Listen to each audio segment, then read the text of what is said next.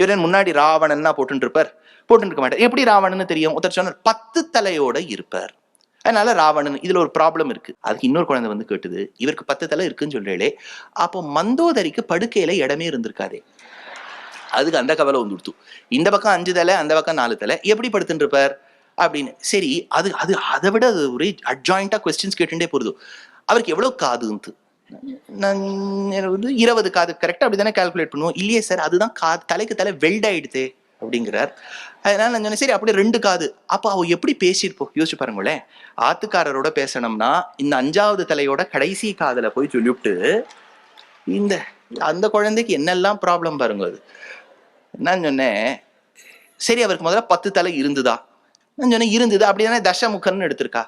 ஆனா இன்னொரு இடத்துல அந்த குழந்தை கண்டுபிடிச்சு கொடுத்து தசகிரீவன்னு போட்டுருக்கு, 10 கழுத்து இருக்குன்னு போட்டு கொடுத்து. அது இந்த ஹைட்ரா மாதிரி இருந்திருப்பரா. அது ஒரே இது. சரி என்னதான் பண்றது? அப்பதான் எனக்கு தேசிகன் கூடவே ஒரு ஹெல்ப் பண்ணிட்டார். தர்போதக்ர தசேந்திரியான மனஹான்னு விட்டார் சங்கல்ப சூரியோதயத்துல. 10 இந்திரியங்கள் படுத்துற பாடுதான் 10 தலை.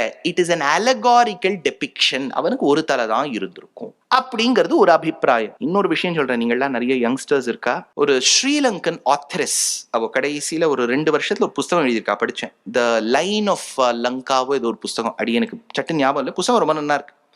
என்ன சொல்றான்னா, ராவணன் வந்து குபேரன் கிட்ட சீஸ் பண்ண பூமி தான் இது.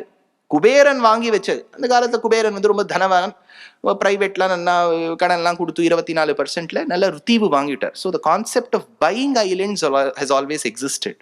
அதனால ஒரு தீவு வாங்கி வச்சுட்டார். அந்த தீவை வந்து இவன் கைப்பற்றினான், சீஸ் பண்ணிவிட்டான் ராவணன். அந்த புஸ்தகத்துல என்ன எழுதுறான்னா, இந்த லோக்கல் லெஜெண்ட்ஸை வச்சு, கிராமப்புறங்கள்ல லங்கையில இருக்கக்கூடிய நம்பிக்கையை வச்சு அவ என்ன சொல்றா, ராவணன் குபேரன் கிட்டேந்து லங்கா என்கின்ற தீபத்தை, தீவை பெறும்போது 10 பிராந்தியங்கள் இருந்ததாம், 10 ப்ரோவின்சஸ்.